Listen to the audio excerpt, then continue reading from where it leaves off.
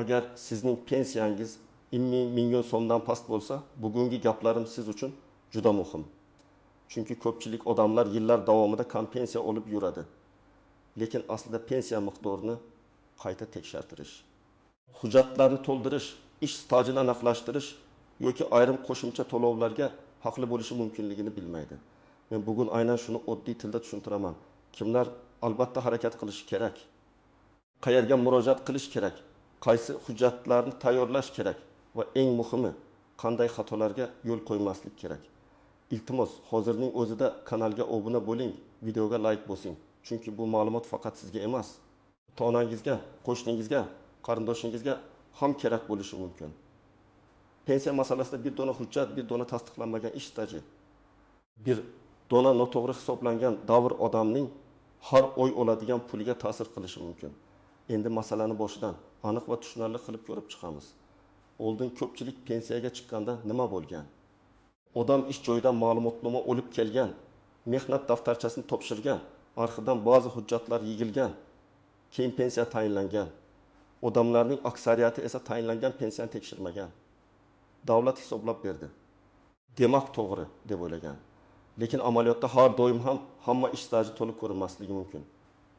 Ayniqsa eski korxonalarda ishlaganlar, kolxoz, sovxoz, zavod, qurilish tashkiloti, tuman savdo bo'limi, tikuv sexi, maktab, bog'cha, shifoxona, fermer xo'jaligi, yakka tartibdagi ishlar yoki mavsumiy ishlarda ishlagan odamlarning hujjatlarida kamchilik ko'p uchraydi. Hozir vaziyat o'zgargan. Ko'plab ma'lumotlar elektron tizimlarga o'tkazilmoqda. Lekin bu degani hamma narsa avtomatik ravishda ideal bo'ldi degani emas. Elektron bazada ma'lumot bo'lmasa, tizim uni o'zi o'ylab topmaydi. Agar sizning 1995 yildagi ish stajingiz arxivda bor, lekin tizimda ko'rinmayotgan bo'lsa, bu davr hisobga olinmasligi mumkin. Agar ish haqi ma'lumotnomangiz noto'g'ri berilgan bo'lsa, pensiya kamroq chiqishi mumkin.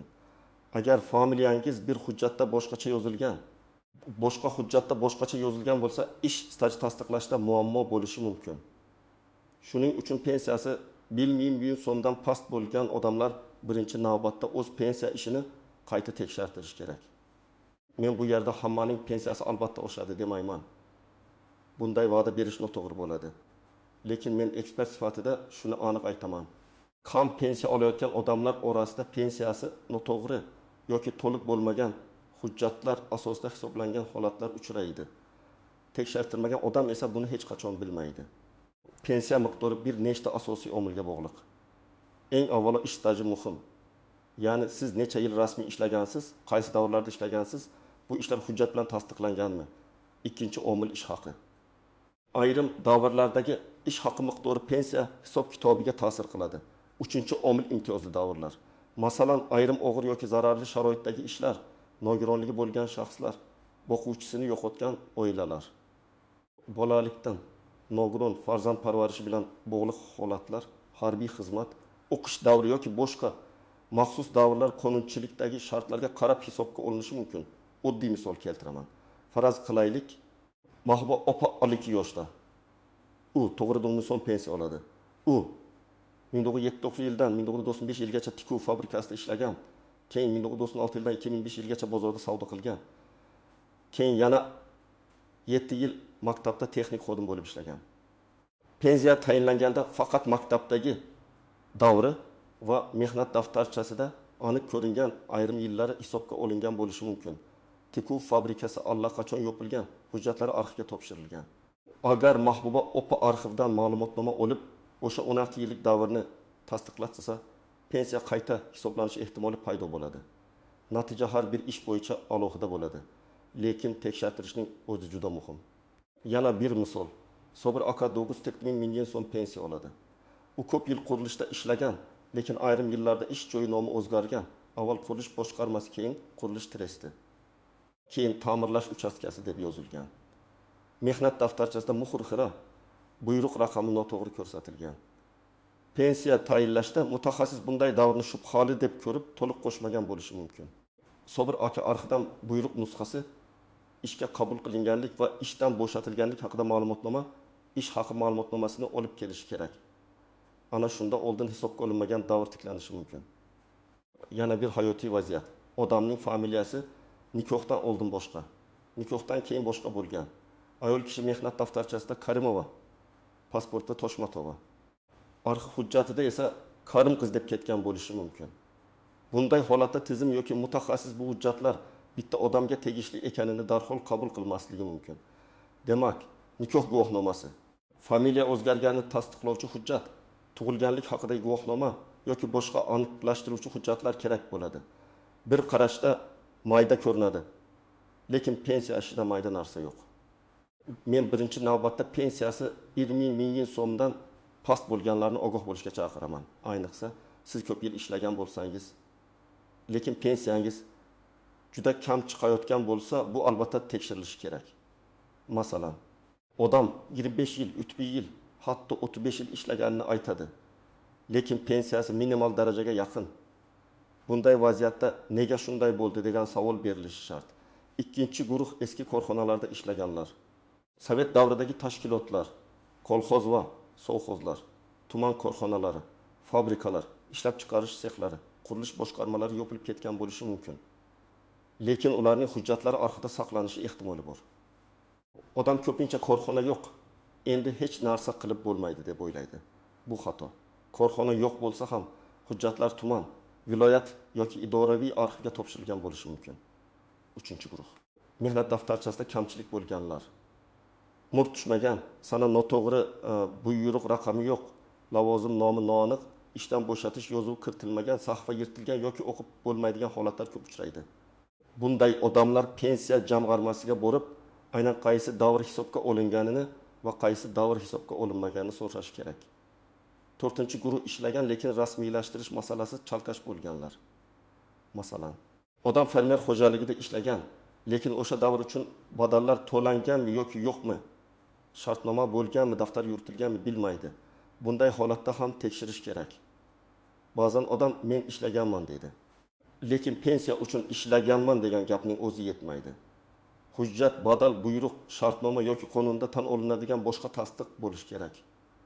Agar siz pensiyaga chiqqanda barcha hujjatlaringiz to'liq tekshirilgan bo'lsa, ish stajingiz bo'yicha yozma javob olgan bo'lsangiz, barcha davrlar hisobga olinganini bilsangiz, pensiyangiz kamligi faqat ish haqi past bo'lgan davrlar yoki staj yetarli bo'lmagani bilan bog'liq bo'lsa, unda katta o'zgarish bo'lmasligi mumkin.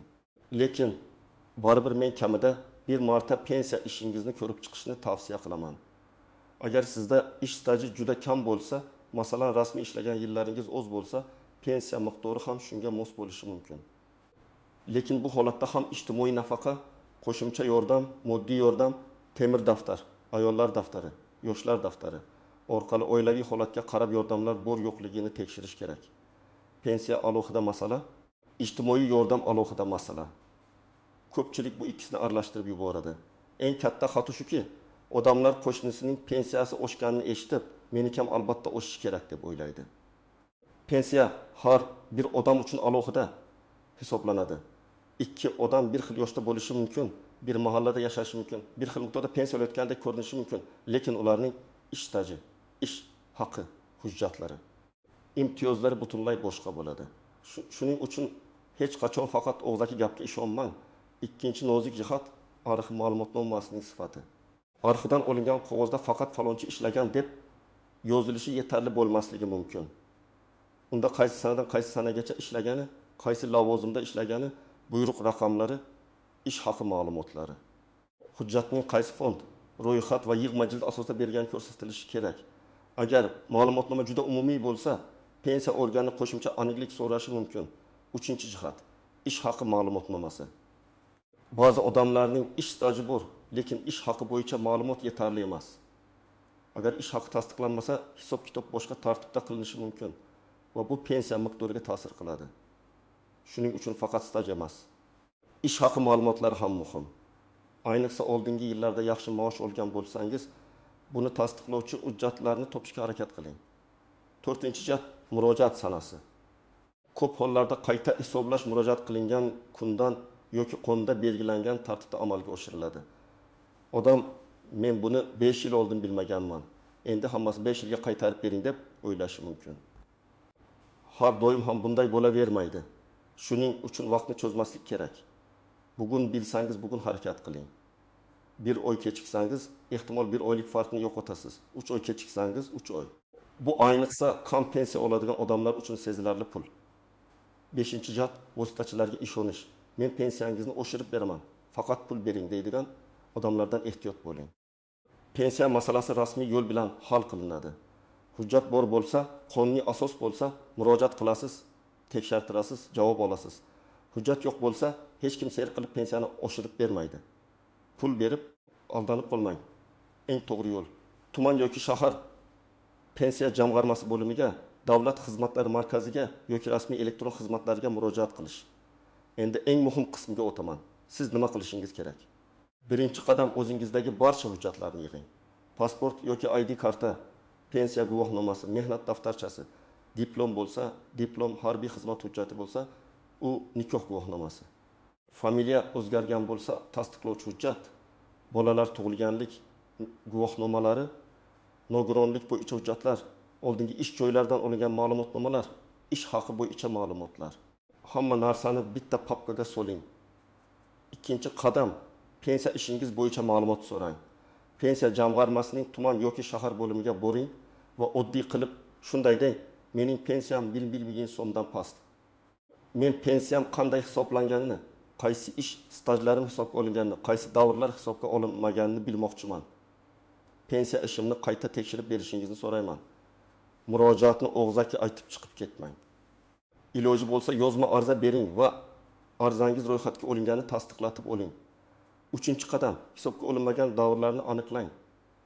Masalan, siz 1962 yildan 1990 yilgacha zavodda ishlagansiz. Lekin pensiya hisobida bu davr yo'q. Demak, aynan shu davr bo'yicha hujjat izlash kerak. Buning uchun eski korxona qayerga qarashli bo'lganini aniqlang. Korxona yopilgan bo'lsa, hujjatlar qaysi arxivga topshirilganini so'rang. Tuman arxivi, viloyat arxivi, idoraviy arxiv yoki korxona vorisi bo'lgan tashkilotdan ma'lumot so'rash mumkin. 4-qadam, arxivga to'g'ri mazmunda so'rov yozing.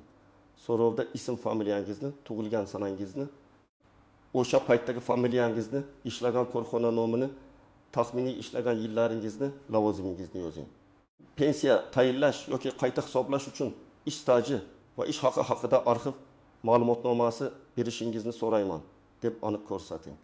Agar familiyangiz o'zgargan bo'lsa, eski va yangi familiyani albatta yozing. 5-qadam, arxivdan kelgan javobni diqqat bilan o'qing. Agar javobda ma'lumot topilmadi deyilsa, bu hali hammasi tugadi degani emas. Balki korxona nomi boshqacha bo'lgan, yillar noto'g'ri yozilgan. Hujjatlar boshqa arxivda saqlanayotgan bo'lishi mumkin. Masalan, siz avtokorxona deb eslaysiz, hujjatda esa avtotransport boshqarmasi il filiali deb yuritilgan bo'lishi mumkin. Shuning uchun eski hamkasblar, qo'shnilar, qarindoshlar bilan maslahatlashib, korxonaning to'liq nomini aniqlash foydali.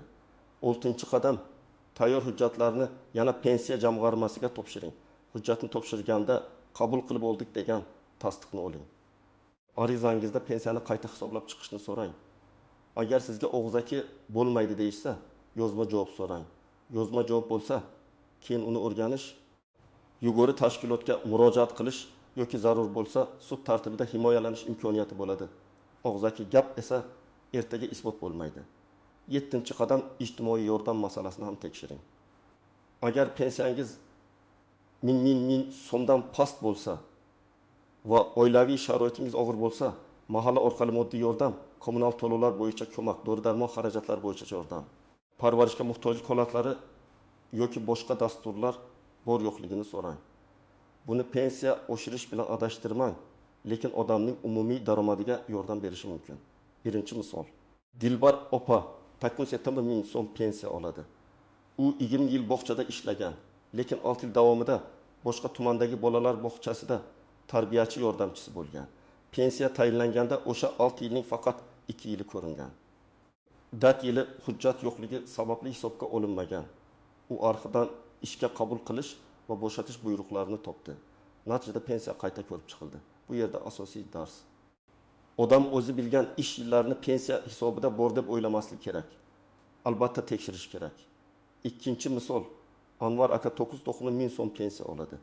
U yoshlikda 2 yil armiyada xizmat qilgan, keyin zavodda ishlagan. pensiya hujjatlarida harbiy xizmat davri to'g'ri aks etmagan. Harbiy bilet nusxasi va tegishli ma'lumotlar topshirilgach, davr qayta ko'rib chiqildi. Bu hammaga bir xil natija beradi degani emas. Lekin harbiy xizmat hujjatini yo'qotib qo'yganlar uni tiklashga harakat qilishi kerak. 3-misol. Ra'no opa 900 ming so'm oladi. Uning muammosi familiya bilan bog'liq edi. Mehnat daftarchasidagi eski familiya, pasportdagi yangi familiya va arxivdagi yozuv bir-biriga mos kelmagani uchun ayrim yillar shubha ostida qolgan. Nikoh guvohnomasi va tug'ilganlik haqidagi hujjatlar bilan bitta shaxs ekanini tasdiqladi. Bu misoldan ko'rinadiki, ayollar, ayniqsa familiyasi o'zgarganlar hujjatlarni juda tartibli yig'ishi kerak. 4-misol. Erkin aka, men 3 yil ishlaganman deydi. Lekin tekshirilganda 12 yil rasmiy. Qolganlar esa og'zaki kelishuv asosida bo'lgani ma'lum bo'ladi. Bunday holatda pensiyani oshirish qiyin bo'lishi mumkin. Chunki qonuniy pensiya hisob-kitobi hujjatga tayanadi. Bu misol ham muhim. Hozir ishlayotgan farzandlarimiz, nevaralarimiz rasmiy ishlash, soliq va ijtimoiy to'lovlar masalasiga befarq bo'lmasligi kerak. Bugungi norasmiy ish ertangi kompensiya degani bo'lishi mumkin. Birinchidan, soxta hujjatdan ehtiyot bo'ling. Hech qachon arxiv ma'lumotnomasini yasatish, ish stajini sun'iy qo'shtirish, noto'g'ri ma'lumot kiritish yo'liga bormang. Bu nafaqat pensiya masalasini buzadi, balki huquqiy javobgarlikka ham olib kelishi mumkin. Faqat rasmiy hujjat, rasmiy ariza, rasmiy javob. Ikkinchidan, hujjatlarni topshirib, javobni kutmay yuravermang. Murojaat qilganingizdan keyin uning raqamini, sanasini yozib qo'ying. Qaysi xodim qabul qilgani, qachon javob berilishi kerakligini biling. Agar muddat o'tsa yana murojaat qiling. O'z huquqingizni xotirjam odob bilan, lekin qat'iy talab qiling. 3-dan, faqat bitta idoradan topilmadi degan javob bilan to'xtamang. Ba'zi hujjatlar boshqa arxivda bo'lishi mumkin. Masalan, maktab hujjatlari xalq ta'limi tizimida, shifoxona hujjatlari sog'liqni saqlash tizimida. Zavod hujjatlari boshqa idoraviy arxivda, kolxoz hujjatlari tuman arxivida bo'lishi mumkin. To'g'ri manzilni aniqlashning o'zi ba'zan ishning yarmi hisoblanadi. 4-dan, pensiyangizni faqat qo'shningiz aytgan gap bilan solishtirmang. Falonchi mendan ko'p oladi, men ham shuncha olishim kerak degan yondashuv natija bermaydi. To'g'ri savol bunday bo'lishi kerak. Mening ish stajim to'liq hisoblanganmi? Ish haqi to'g'ri olinganmi? Hujjatlarim to'liqmi? Menga tegishli imtiyozlar qo'llanilganmi? Demak, pensiyangiz 1000 so'mdan past bo'lsa, jim o'tirmang. Birinchi ish. Hujjatlaringizni yig'ing. Ikkinchi ish. Pensiya jamg'armasiga borib, pensiya ishingizni qayta tekshirish bo'yicha yozma murojaat qiling. 3-ish. Hisobga olinmagan davrlar bo'lsa, arxivdan ish staji va ish haqi bo'yicha ma'lumotnoma oling. 4-ish. Familiya, sana, korxona nomi, muhr va buyruq raqamlaridagi xatolarni aniqlashtiring. 5-ish. Har bir javobni yozma shaklida oling. Men yana bir bor ta'kidlayman. Hech kimga pensiyangiz albatta oshadi deb va'da bermayman. Lekin tekshirtirmasangiz, sizga tegishli pul bor yo'qligini ham bilmaysiz. Kam pensiya olayotgan odam uchun har oyga ixramagan 100 ming yoki 200 ming so'm ham katta yordam. Ba'zan bitta topilgan arxiv ma'lumotnomasi, bitta to'g'ri yozilgan ariza, bitta tasdiqlangan ish staji odamning hayotida sezilarli farq qiladi. Agar siz yoki yaqinlaringiz 20 million so'mdan past pensiya olayotgan bo'lsa, bu videodagi gaplarni ularga ham yetkazing. Izohlarda yozing, sizning pensiyangiz qancha, ish stajingiz to'liq hisoblangan deb o'ylaysizmi?